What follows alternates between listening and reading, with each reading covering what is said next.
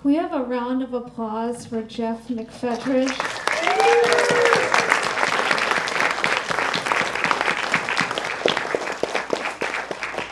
I just want to extend another big mahalo to our sponsors for today's event, the Vilcek Foundation, of course, as well as Middle Management and Hon Blue. Can we have a round of applause for today's sponsors?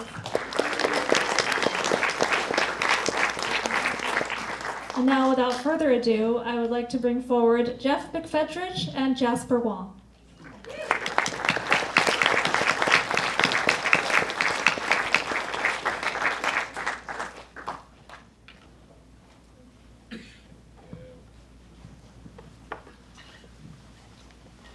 Hello.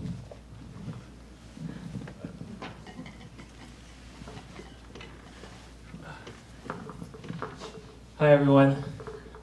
So did you guys enjoy watching Paw Patrol? I think it's one of the better films of 2023, Paw Patrol. We actually just had the whole talk over dinner at the ramen restaurant. Yeah, You should have joined us there when we were having this entire discussion. yeah, it's true. But thank you so much for being here this evening. I got a chance to watch this documentary earlier before today, and I really connected with it. And also, I want to mention that like Geoff McFetridge is one of my art heroes, and I've been trying to get him to come to Hawaii to do one of our festivals many years ago, and Not that hard. it was very hard. And then he couldn't. The schedule didn't align, and I tried to invite him again, and he didn't answer my email. And I was depressed for about 2 years. Those are my dark periods when you didn't respond back to me. But now we're here, thanks to HIFF and thanks to the Vilcek Foundation for bringing you to Hawaii and gracing us with your presence and sharing your story and your film to Hawaii. So thank you so much. Thank you. Sorry for not responding to your email. I'm just messing around. But yeah, so we were just talking earlier, and I think they're calling this talk like a master class, which sets up a lot of like expectations. I know. So, How but exciting. yeah, so in this case, Geoff is the master, so everything's gonna be on him. But I think what people will be interested in, especially for like a lot of young artists. One, I think, how did this documentary like happen? Like, how did this all come together? Yeah. And I think I get asked that a number of times, like, how long did we film for? How did it come about? I don't remember this, so I have a bad memory for certain. But I guess Dan came to me and he said, I'd like to make a film with you. And I said, let's just see what happens. But I understand that I would say that. But who Dan is so he is a director based in New York, and he had done a short film on me that was like 15 minutes long or something when I'd done a show in New York. And then revisited when I won an award. So there's the footage in there where I'm winning this AIGA medal, and he worked with the AIGA, the American Institute of Graphic Artists, and he would make a film for every person who won the medal. So we had this experience. I think he's made 60 short films on artists. He had made 2 on me already, and they were really good. The pieces they did on me, I was really happy with. And then so he was like, I want to make my first, so this is Dan's first feature film. And yeah, so I entrusted him, and I think that from my perspective, how this film happened was probably 20 years before I met Dan. I got asked by some photographer from Japan, I don't know who, and they said, can I come to your studio and take photos of you working? And I said yes. And I remember that moment of deciding like that I wasn't gonna be private about my practice. I wasn't gonna clean the studio before they came over.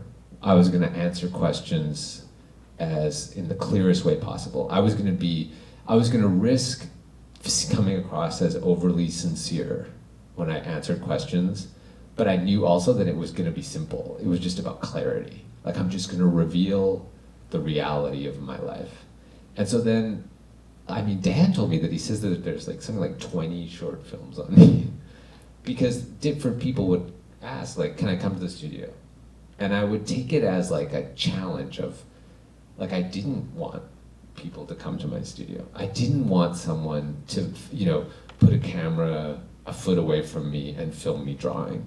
But I saw it as this sort of like this idea of like sitting in discomfort, right?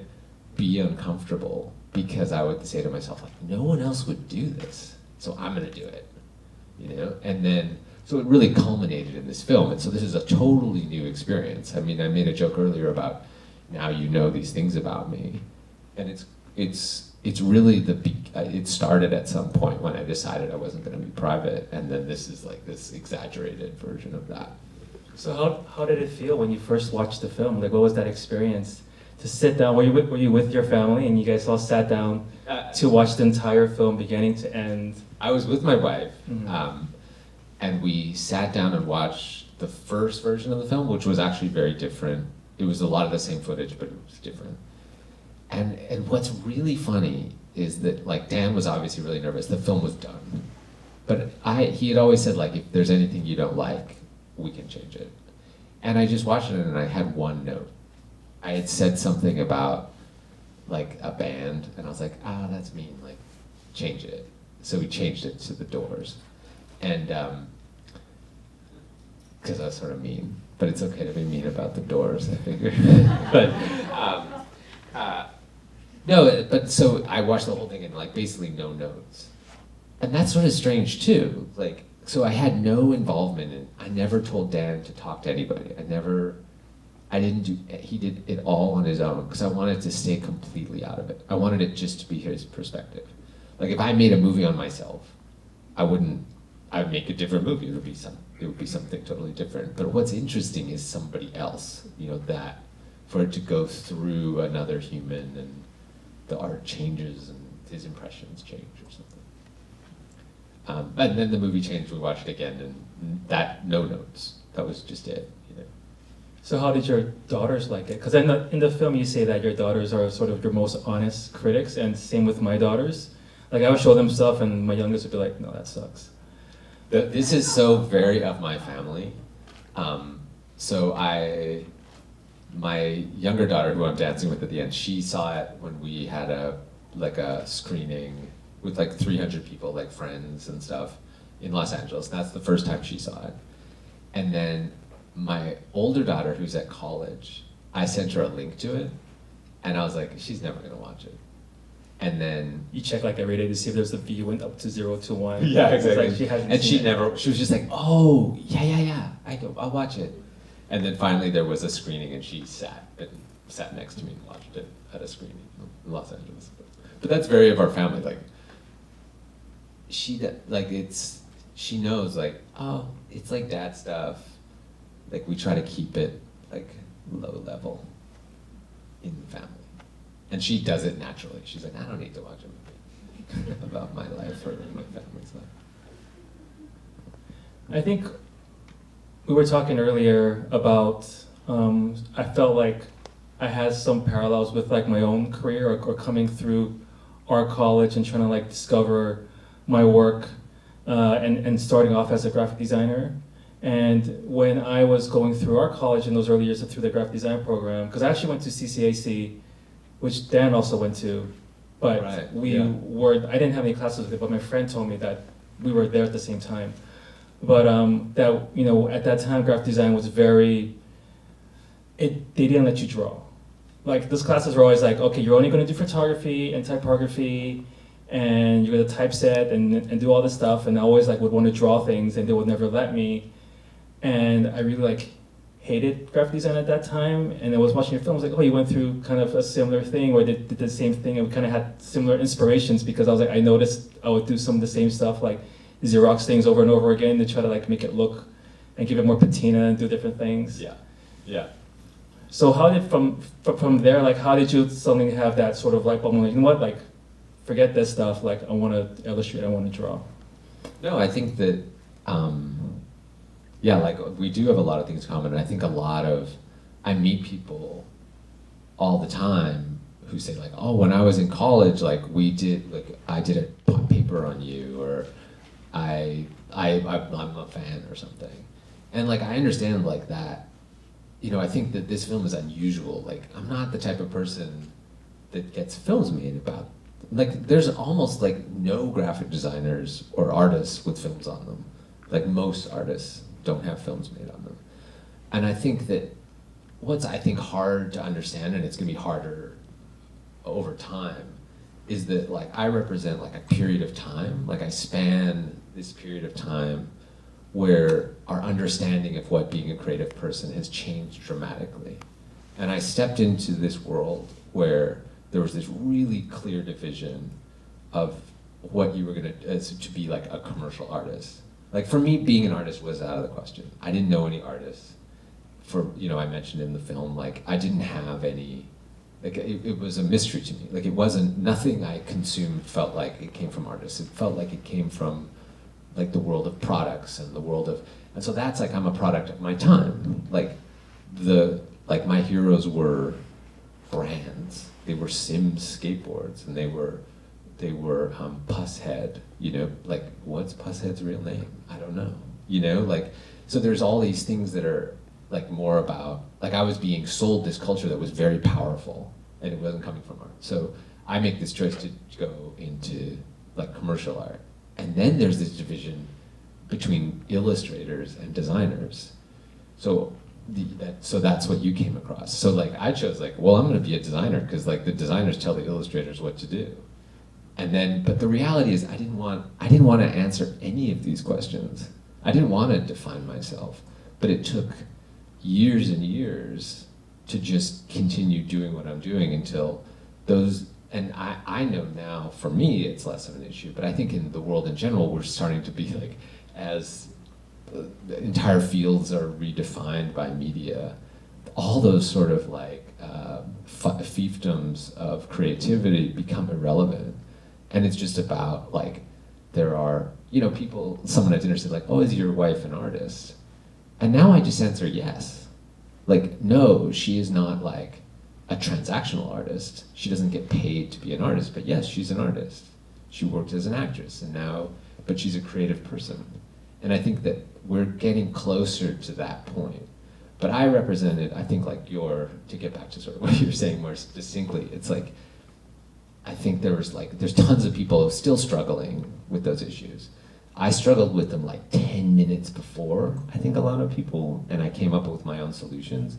But really, like, I am a reflection of, like, changing times, and, like, I'm sort of, like, taking all the opportunities I can. Like, I would see a window and I would do it. Like, when I started doing animation because the tools became powerful enough that I could do it myself. So it was like me doing it, and I could teach myself the tools. So I saw all these sort of windows, like, the music industry disappeared while I was working as a designer, but I was already established in other industries. Like, I pursued the outdoors industry. It was like, oh, these are things I like. I pursued, like, doing these things that are sort of opportunistic, but also, like, sort of like moving with the changing times. I mean, that's also what's really fun about it too, right? Like I remember coming up, it was so clearly defined as, like, you're a graphic designer, you're an illustrator, you're an industrial designer, you're an interior designer. But these days, so many artists kind of span, like, multiple disciplines. They're sort of tackling everything from video games to toys to film, to product, et cetera, et cetera, et cetera. And I came up in a time where, like, you had to kind of choose you either could draw or not draw, and if you wanted to draw, then your graphic design is not for you. Be an illustrator, but if you're going to be an illustrator, then maybe you get into children's books and editorial illustration. Yeah, that's crazy. Yeah. And then you need to then, at that time there was no social media, so then it was like making flyers and sending them to, like, every art director from, like, the magazines that you could find. Yeah. And then trying to figure out what their emails were or what their addresses and stuff, and hopefully someone got back to you. Yeah. Like, it was such a difficult time to become an artist, to sort of see you succeeded to do what you do, because I think for myself, or for a lot of young artists coming up, the issue is you get hired, as we were saying earlier, you get hired to do commercial work. And with commercial work, especially when you need to make money, you have to please a client. But at some point, hopefully, for a lot of young artists and designers even, you hope at some point to be hired for you. Right. And for you, like you're at a point, or you've been at a point where people hire you for Geoff, and they want you to sort of bring your voice. Yes. But for a lot of artists, we don't get that opportunity. Yeah. Yeah, we have to kind of try to translate their voices. Yeah.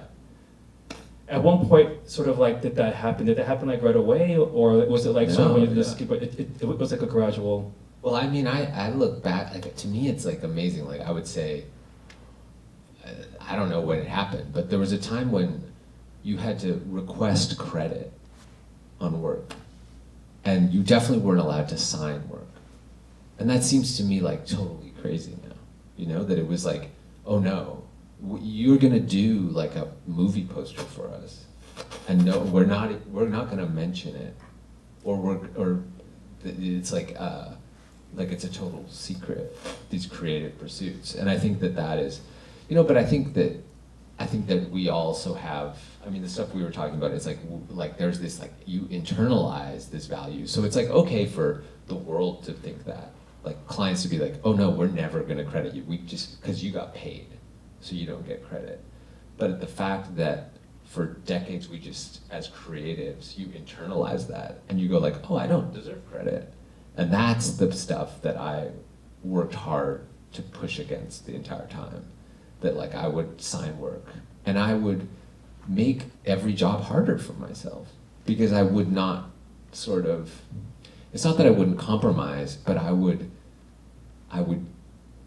didn't just decide to pursue projects where I could just make art. Like, I could have just made the art the whole time, but I liked this idea that I was spanning these zones, that my art was going into these worlds that were only accessible by brands, because we've been completely colonized by brands and commerce. So for me, it was like, oh no, that I like the idea that this is the sort of the marketplace that I'm interested in. So it was sort of hard to be like, well, how do I exist autonomously and pursue the ideas that I'm interested in, have the work be at the level I want? And so then I invented all these sort of these games that I would play that nobody knew I was playing them. So like taking like work, and none of this was like to spite projects. It was like to no one was going to invent the game that was difficult enough, so I had to do it. So I would take a piece of work directly out of my sketchbook and work out a way to propose it for a project. So it was like directly, it was before any project existed. And so you use that with a piece of text. And so then I'd use writing. And then I'd propose projects that was like, oh, it's not even visual, it's just writing. And I would do all these, it's almost like creative prompts, like these creative challenges that were within this system that already existed, this sort of commercial system.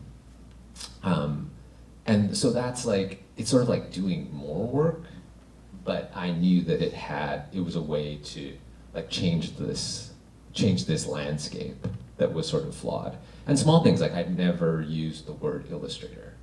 And every once in a while I'll have a client or someone in my studio who'll say the word illustration, and I'll replace it, you know, if I'm ever saying, you know, the way you do this, by the way, is you say, yes, I can do a drawing for you, The New Yorker.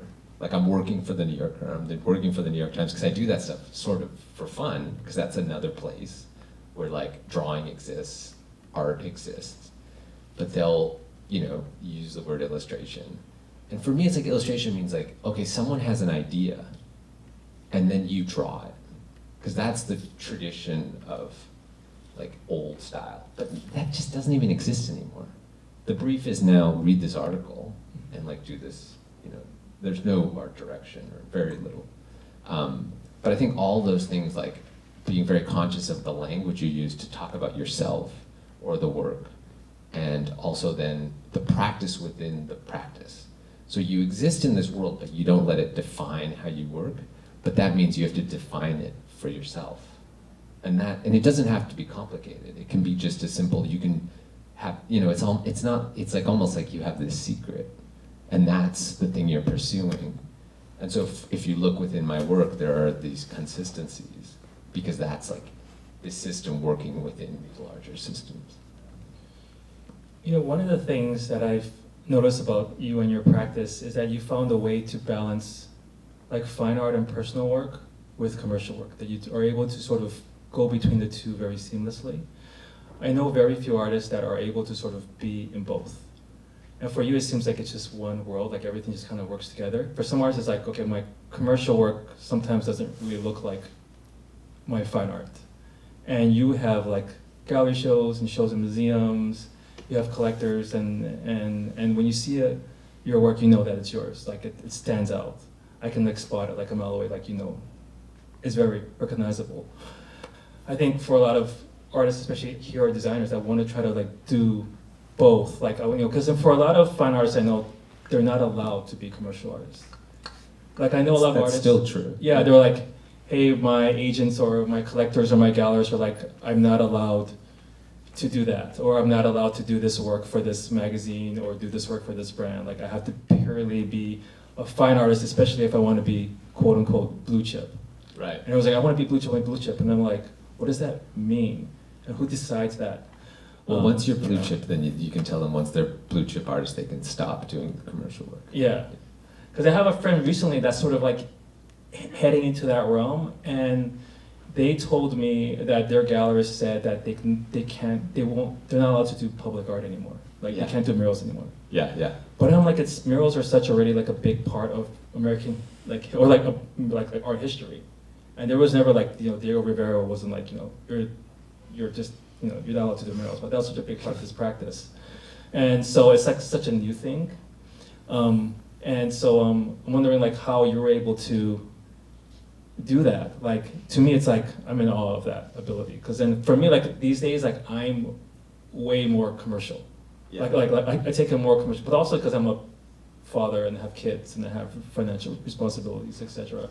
So painting personal work for a show seems sometimes like out of reach. Yeah, yeah.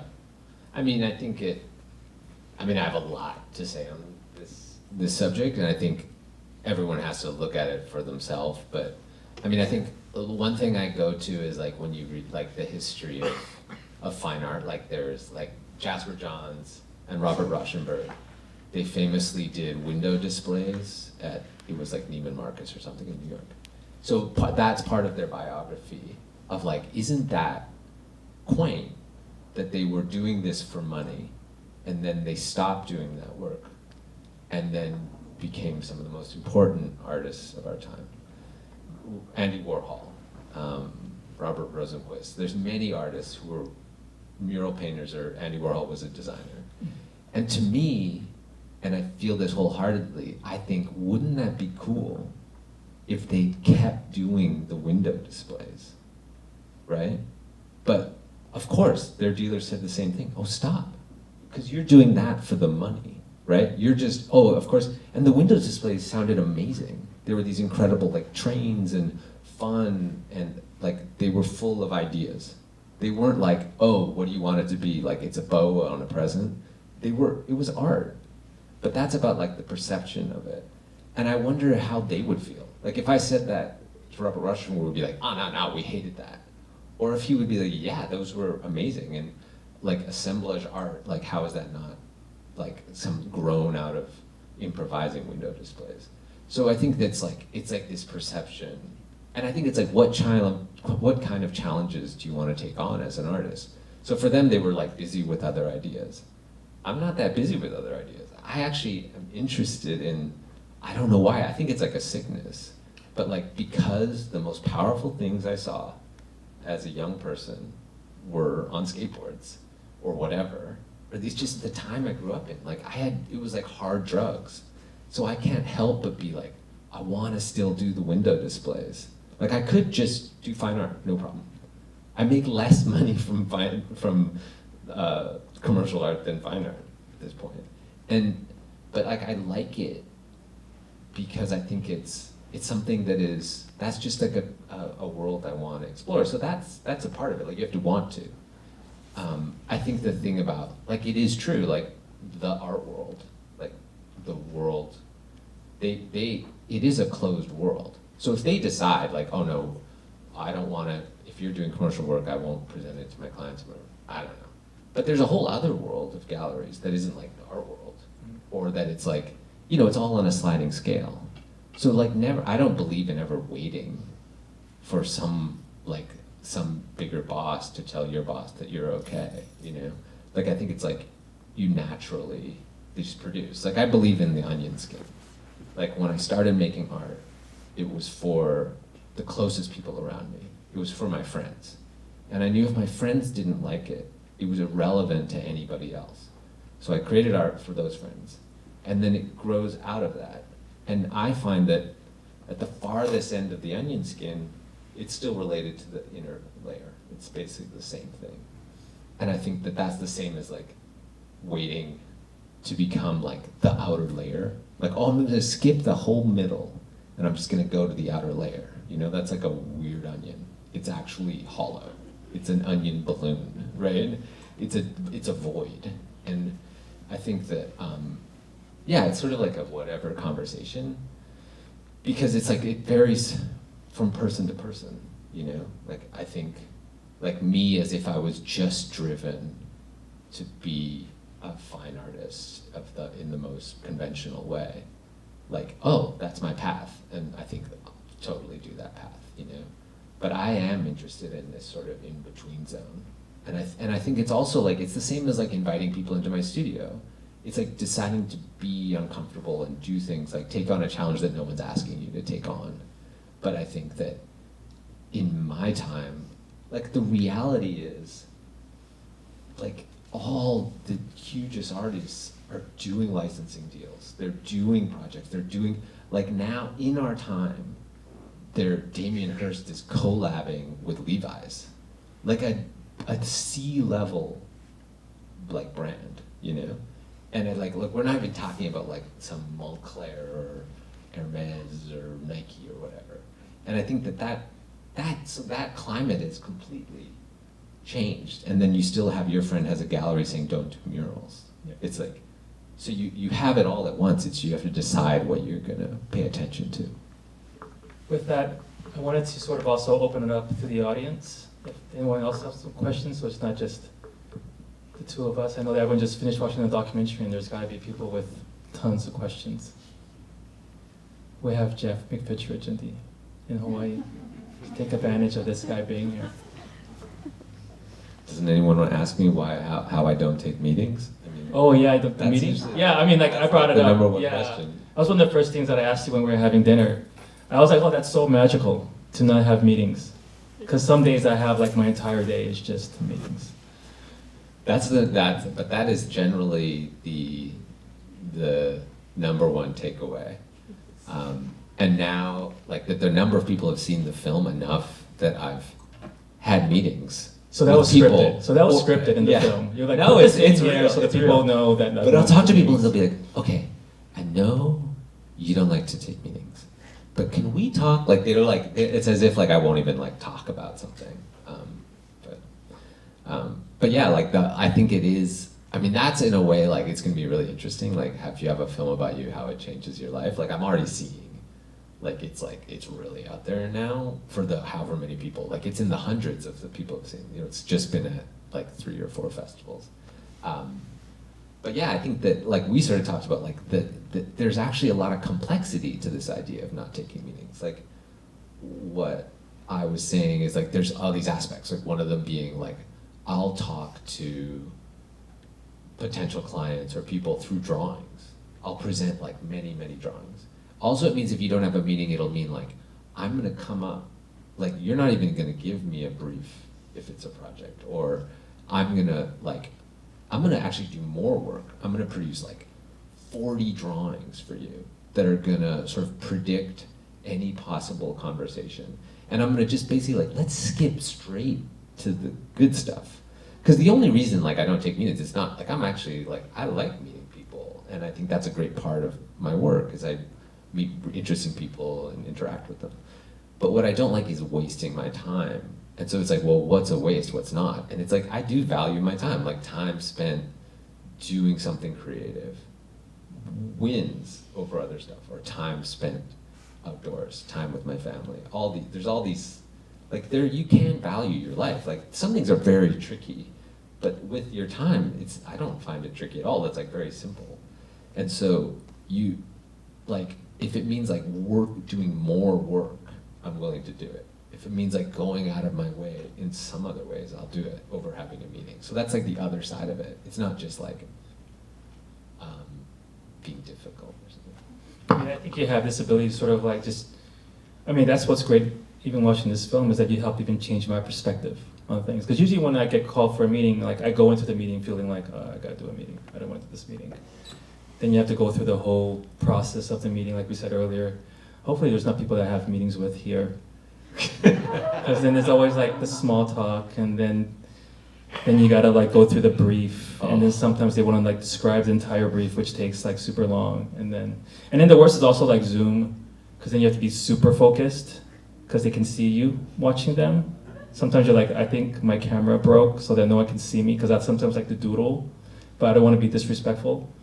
And so there's a lot sort of like that's centered around meetings, and sometimes you just have a meeting and it's just like, you know, like I said, we just like touch base, and you're like, we didn't need to have that. We could have just emailed that. Oh yeah. But in the way that you approach it, it's like, oh, you can make meetings exciting and fun, and we can do things, and I'm like, so I want to try to like be more like you, where like meetings are. Well, I think it's just like the reality of like, it's just in general. It's like I say, like, it's like I want to create my own system within a system. So it's like you have to come up with answers. You don't just go like, I don't have meetings. It's like there's many other pieces to that. And I think that, it's just like everybody benefits from more creative time. Like no one has time for meetings. Even like people whose like job is meetings. That means they really don't have time for meetings. Yeah. Because they're in meetings all the time. So it's this like stepping back and being sort of critical. And that's like sort of like what I've been saying all night a little bit. It's like, just because you're in a time doesn't mean you have to just be of that time. It's like this, like how, like I'm constantly stepping back and trying to be critical of, of myself and like what I'm doing, what the work is. And I think that's like having perspective. Like when you're saying, like one of the things about, like you were saying how like I do work and it all looks like my work. And so there's like an easy trick to that like, and I truly believe this, that it's not important how it looks is not important. That I can describe every piece with words. I can talk about them. I could write a poem about everything, about each one. And you would have to make your own mental picture, right? So what that means is like the value is really the thinking. And that was the start. Like when I did the can of worms thing, the start is the thought, can of worms. And that, we all just made a mental picture. So some people picture like a can and there's worms coming out of it. Some people picture a can and it says worms on the side with type. For me, I pictured like a can opener and worms with type. But it's all irrelevant. So the reason I can make everything really simple is because like I'm just taking the shortest route to that thinking. And that's about like a criticality. Like that's about like, so my system is criticality and thinking. And that applies to everything. So like I'm critical of meetings. I'm critical of my own drawing. Like that's not like clear enough. Or, oh, I did this piece and I meant the opposite of that. And I don't go like, oh no, I was right. I'm gonna go with that. That was popular. I'll be like, oh no, or in interviews, I'll say like, oh, I used to use the word ideas. And I was obsessed with, I'm about ideas. Like I'm about, like sort of right now in this conversation, I would say, it's about the idea. The can of worms is an idea. And then I realized, no, I don't like ideas. I was wrong. I used to say like, I liked magic tricks. Like where you say one thing and then you give them the other. Because that's like an idea. I used to say I like jokes, because you explain a thing and then there's a surprise. And then I realized I don't like that at all. That when I was making that work, I was dissatisfied. And because I realized what I liked was the opposite of an idea. So the opposite of an idea is something that's really hard to explain, that it's abstract. that it's a feeling. And you still gravitate to it. You still might feel like you would from a joke, like you'd feel warm or laugh. But like, I think like most of the work you saw in the film, it's like, it's kind of, once it's sort of later, it becomes the opposite of an idea. It's just like, I don't know, but it had this feeling, or it felt, it had humanity in it. And that humanity, I realized, was more valuable than being like, clever, right? And that I did, very publicly. That was in the middle of, I already had like a whole career. I was making all this work, and I completely just changed, like in the middle of it all. And no one noticed, no one ever said like, oh, the work has changed, or this, like that was just for myself. We have in the back, there's a question. Could you raise your hand again?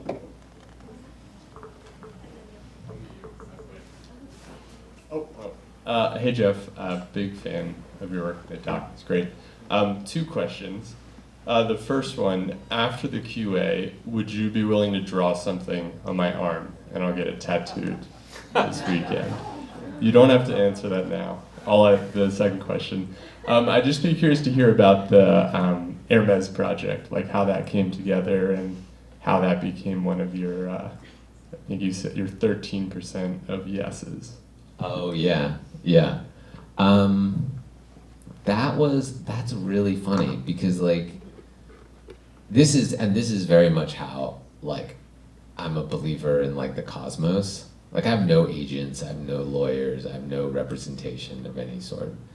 And so like, I have a friend in the Basque Country, for years we would travel to the Basque Country and to go on this surfing trip, me and my wife. And then there was one of my first trips, a friend said like, oh, this guy will lend you a board.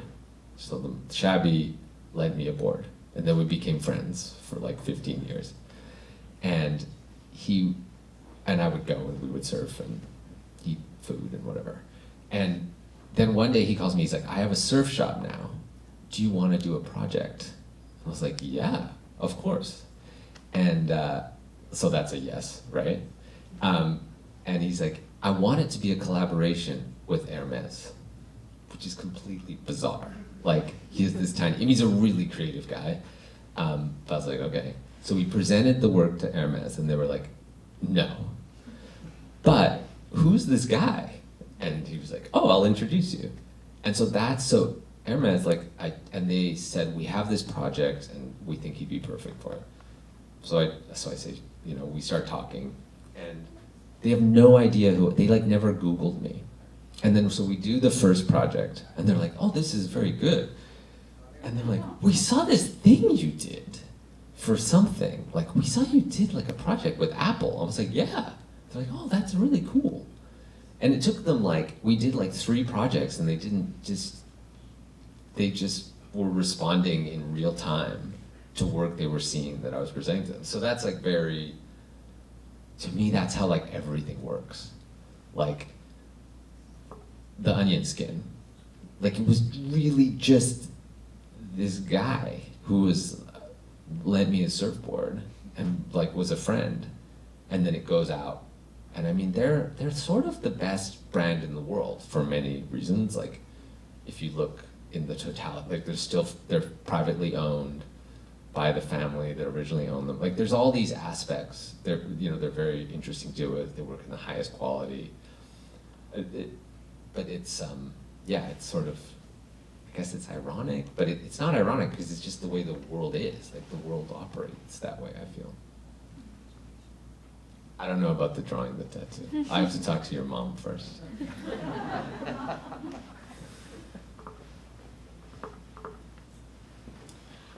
In the film, it shows you as a kid and growing up. You had a lot of energy, and your mind sounds like just continued to just take in the world. Was there anybody in your life growing up that wanted to contain what you wanted to bring out? And I say that sometimes in schools, medicate Oh, to yeah. contain them. Yeah. So that's what I think about. That's one of the things I thought about. Yeah, yeah. I think I know exactly what you mean. I think it's like simpler times a little bit. I think it was more. I think I grew up in a time where it was more about. I wouldn't say neglect was the word, but it was people of my generation. We had this like. If you got locked out of your house, like that was it. Like your parents were at work, you were just gonna be locked out of your house for hours and hours. If there, there was a lot of like doing dangerous stuff and nobody knew, and it was more like that was more my reality. And with that came also no expectations, which is like very freeing, but it's also like when you realize like, oh wait, there's really no expectations of me. And that's a little bit deflating. So that's not the same as being like medicated or being pressured or whatever. But I think you have to come up with your own ways of like setting your own goals and realizing like, oh, I need to advocate for myself or like expect more out of myself. And I think that is a little bit of growing up in Canada or something. Like you have to like, it was sort of on me, but I think Ritalin came about pretty soon after like I was a kid. Yeah. In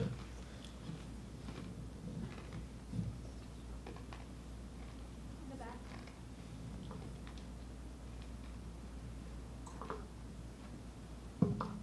back. In the interior of the onion skin, do you have any artistic dreams of a wish list? Yeah, it's funny. Like I've been asked that like before, and I realized that the reason that's hard to answer is like I really like serendipity. Like I like one thing leading to another. Like it's really, I like it when it feels like one big project, like it all connects. So I don't really have like like dream projects or like I don't have like the traditional ambitions of like, oh, let's do it. Like I did it like 1 foot, like let's try to make it like 100 feet next time. Like this scale, like I'm always shrinking and growing things and doing like very much like in this time, like if I'm at the same time I'm working on Hermes, I'm working on like a friend's bike shop logo. It's like he needs a new logo. So it's his, and I think my assistant, he's like the running commentary in the studio because he's outside of me. And he's the only person that sees everything going. And he just rolls his eyes. Because he'll be like, you just did 30 drawings for the bike shop. And you just did 5 drawings for your next show.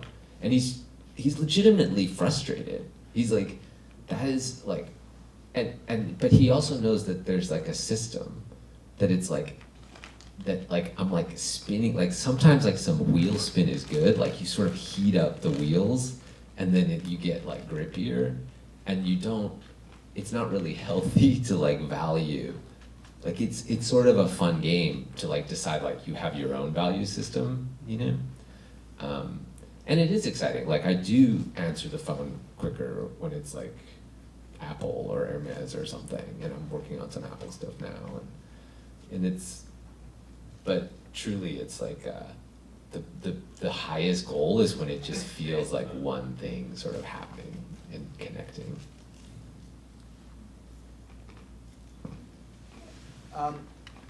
You made comments in your drawings about the politics, I guess, the framework that you find yourself in. Have you done anything that deals with the pandemic? Has that ever been reflected in any of your art? Yeah, I actually just on my Instagram I posted, someone had brought it up, but I had done a piece, like a friend of mine who he's a doctor, and he's like a, I don't know, it's like a type of doctor you travel around. So he was traveling around during the pandemic, And he, I don't know why, he just reached out with some like request to like, he was saying how hard it was. It was in the peak pandemic. And he asked me to do a drawing they were gonna make little pins so that the nursing staff would have this pin that was just privately for the staff to give them strength. And so I asked him for his permission, and I reprinted his text to me, which was about how hard things were. And I had done this first drawing, and I did this drawing for him. And then he said, that's really interesting, and this is what's going on, but could you be more? And he sort of gave me notes, and he said like, but this is what it's really like. And then I did 3 more drawings that were much more terrifying. And what that was to show was like, okay, this is like the type of thing I like to do, responding directly to people, and then also like what notes are good for, like why it's worth me. It was sort of a response like, this is why I don't just make art for myself, because I get to talk to this guy who's the most generous guy I know, and I get to respond to his thoughts as like a real, like someone dealing with the most important thing of our time at that time in a real way, and then how it changed my art. So you see the drawing, his text, and so it's the first square on my Instagram right now. And then I did a number of things sort of like that during the pandemic, but they're like small things, you know. I did do like, it's with the New York Times, it's in the film, but that's like a piece that was like on the sort of subject of the stuff we're talking about, you know. It's like that's like a reason, like, oh, like you can't do that if you're gonna show in a blue chip gallery or something, you know.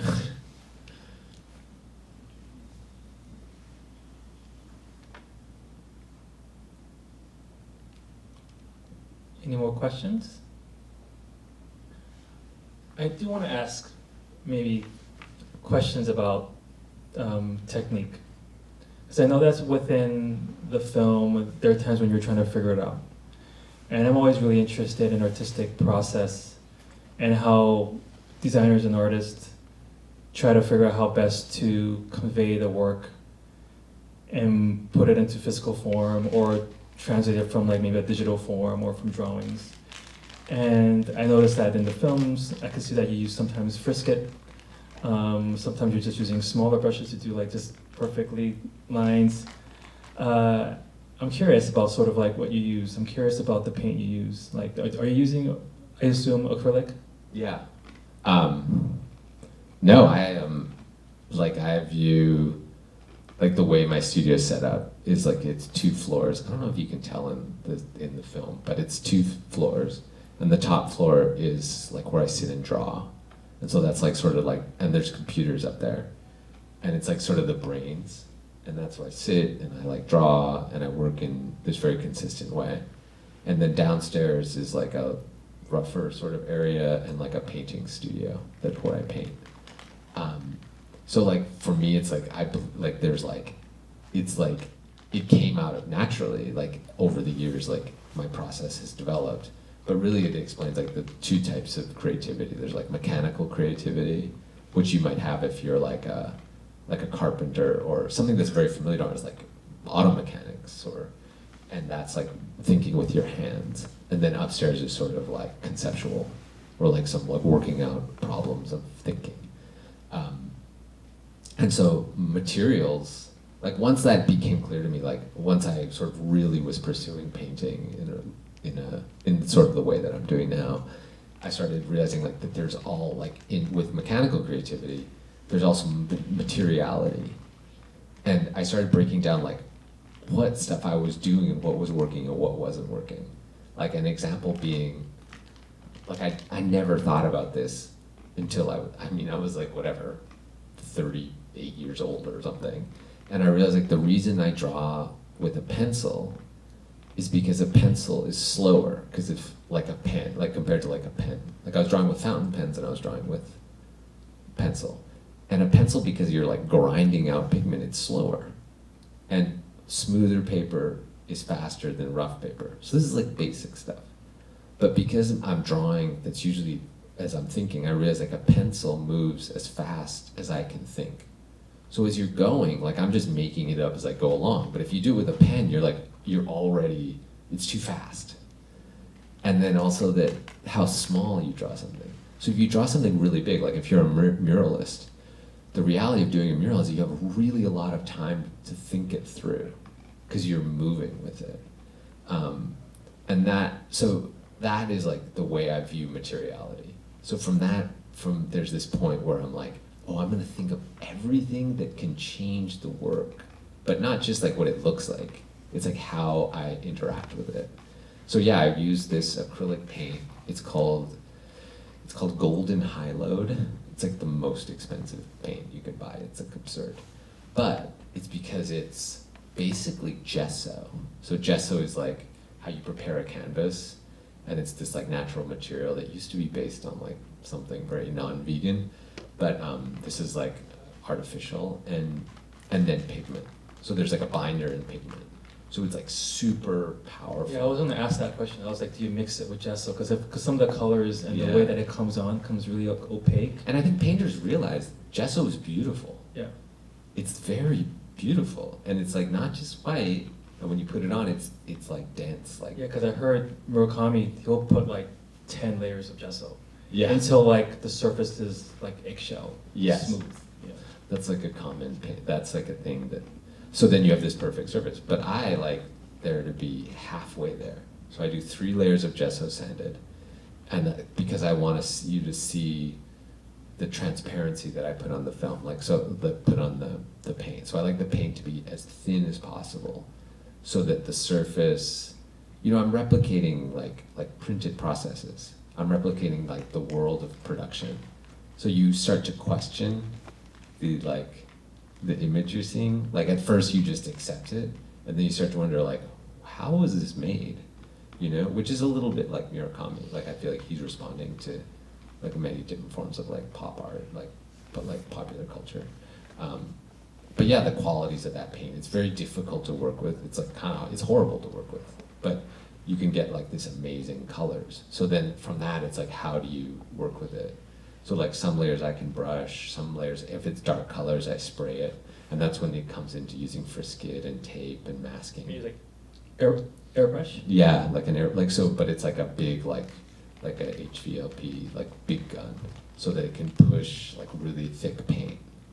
What kind of brush do you use? Are you using like angled brushes or wide? I use really cheap synthetic brushes. I'm the same. Like I don't want them to be too precious because I'll ruin them, and I won't actually paint with expensive brushes. I'm like really careful, and I don't want to mess them up. And I spend so much time cleaning them afterwards. Yeah. No, and for watercolor, like I'll use nice brushes. But in my understanding, like basically acrylic paint, like it wants. And I mean, the way I work with it, acrylic paint wants synthetic brushes. It wants, like I'll use wide flat brushes, and it wants synthetic on synthetic because it's like plastic. So it wants the plastic brushes. And then for like fine detail, I have like, sable, very tiny brushes. But I think what's interesting is like, so like I've done that, like when I started doing animation, I figured out like how did they do it? Like I saw like pencil tests done by, what's his name? It was like the guy who does Beavis and Butthead. Yeah, Mike Judge. So he's like a super, which is like, he's a really good animator. Like he's really funny, and that's more important. But I saw my friend had a compilation videotape, and it had a pencil drawing, a pencil test he had done of one of his characters dancing, and it was just this loop of this character, and it's amazing. And I realized like, oh, that's what I like in animation. So I taught myself how to do that. And so, because I was doing animation, but I was doing it like on the computer. And so I found the materials. I learned the techniques, and I did like a bunch of drawn animation. But so now all the materials I use are come from that. So the original brushes I had are animation brushes. All the paper I still draw on to this day are used for pencil tests because it's semi-transparent. And for a long time, the paint I used was animation cell paint, which is acrylic paint used for painting on plastic. But it became unavailable. But that's like sort of like, when I've worked in all these different fields, like I've learned things from these different fields. And I'm doing a lot of sculpture now, but I'm like doing sculpture that's like the people, I'm using like vendors that make like auto parts and stuff. So I'm learning that too. Yeah, I'm just saying like I still use like Statler pencils because it came from graphic design. Yeah. Yeah. How do you start learning a new technique or skill? Like if you've never done sculpture before, for example, like do you just dive in or do you study first and analyze? I have a no research policy. But that's not exactly true. But like I guess for a long time, I have the goal in my head of like wanting to do a type of sculpture and knowing, you have like your goal and then you keep your eyes open, and then for me it's like, as sculpture as an example, because I'm in Los Angeles, I'm surrounded by people who make sets. So I saw like the way set people were making product, and I saw that it was very consistent, and it was like carving with foam. And then I saw this factory, and what they make is light poles. So in Los Angeles, we have these historic light poles, but they used to be all made of steel, but now they make them out of aluminum, so they don't rot.